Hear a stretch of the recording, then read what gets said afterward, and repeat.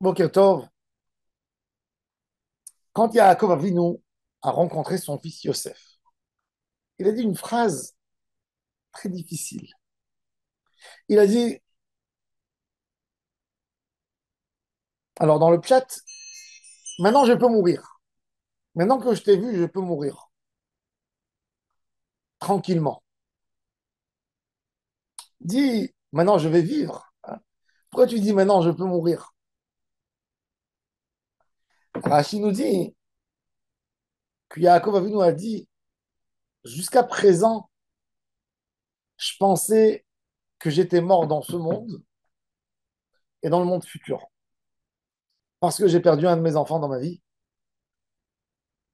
Dieu m'a donné un destin d'avoir 12 enfants, une grande famille, et je n'ai pas tenu, je n'ai pas fait ce qu'il fallait faire. Donc je pensais mourir deux fois, une dans ce monde, une dans l'autre monde. Maintenant que je te vois vivant, j'ai qu'une fois à mourir. On voit de ce midrash un homme peiné, un homme peut être dans sa vie, vivre, manger, boire, mais du moment où il est éteint, où il est dans sa peine, c'est un homme mort. C'est quoi la différence entre un vivant et un mort? Est-ce qu'un vivant, c'est quelqu'un qui mange, qui boit? Ben non. On voit que Yaakov Avinu se considérait comme un mort. Il dit maintenant que je t'ai vu, je pourrais mourir. C'est-à-dire que jusqu'à maintenant que je t'ai pas vu, j'étais mort déjà. On a une autre définition. La Torah nous apprend une autre définition de la vie et de la mort. Une vie, c'est tant que tu crées, tant que tu construis, tant que tu fais, tu t'appelles un être vivant. Le moment, le jour où tu ne fais plus rien du tout, t'es mort. Tu manges, tu bois, oui, c'est vrai. Tu te promènes peut-être, tu fais des voyages, mais tu es un homme mort. Mort, c'est quelqu'un qui ne produit plus rien du tout.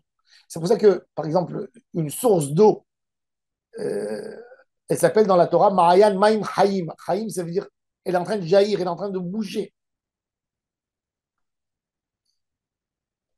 L'eau, c'est la source de vie parce que où tu mets l'eau, elle fait pousser quelque chose. C'est pour ça que toujours, l'eau a un lien avec la vitalité. La vie, c'est quelque chose qui bouge, qui se développe. Quand on ne développe rien, on est mort.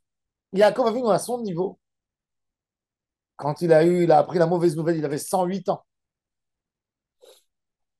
Il a appris la mauvaise nouvelle que Yosef était mort. Tous ses projets de s'installer en Israël, de construire, tout est tombé à l'eau. Il est resté dans sa tente. Lui, il est parti pour décider de s'installer. Vayeshev Yaakov Be'eretz Megure Aviv. Be'eretz Kenaani voulait s'installer. Il voulait construire. Il voulait réaliser la promesse divine d'Hachem.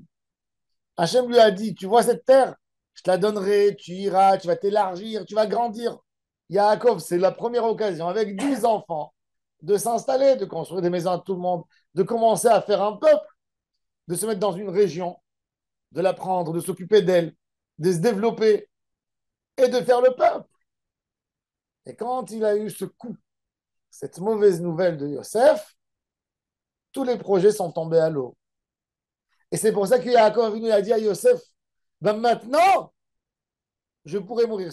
Le sous-entendu, c'est maintenant que j'ai récupéré la vie de nouveau. Avant, j'étais mort. Maintenant, si je vais mourir, c'est-à-dire que je suis en train de vivre. Ça, c'est l'idée. Et on a à apprendre tellement de ça. Quand un homme, pourquoi il faut tellement s'éloigner de la tristesse, de la mélancolie? Parce que la tristesse et la mélancolie nous laissent renfermer sur nous-mêmes, ne nous laissent pas se développer. On n'a plus de rêve, on n'a plus envie de rien faire. Et un homme, quand il ne fait rien, quand il n'a pas de projet dans sa tête, il est mort. C'est un mort vivant. C'est pour ça que les Réchaïm, dans leur vie, sont considérés comme des morts parce que n'ont aucun projet de construction. C'est de la consommation, mais il n'y a pas un projet. Un homme doit avoir toute sa vie des projets. jusqu'à son dernier jour, il n'a pas à mourir en faisant rien du tout, en faisant un projet.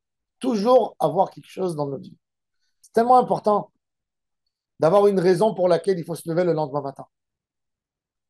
Il y a des gens qui, quand ils vont dormir, ils n'ont rien à faire demain.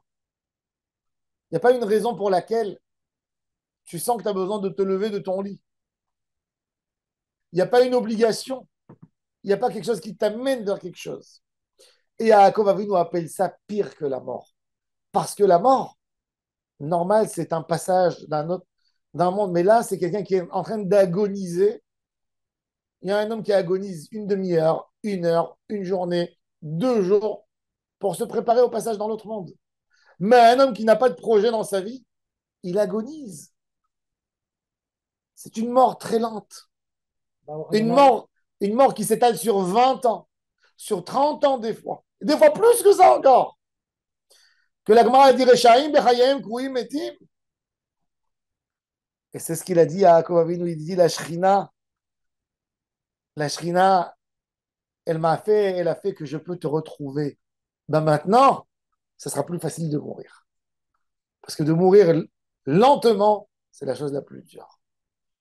Et ça nous demande un travail, une avodat Hashem de tous les jours, de trouver en nous la joie, la motivation, de se faire des projets.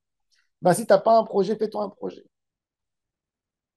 Si tu es au chômage, ça ne veut pas dire que tu n'as pas le droit d'avoir des projets. C'est quoi le plus mauvais sentiment de l'homme? C'est qu'il dit, je n'ai rien à faire. Ça, c'est la plus grande maladie d'un homme.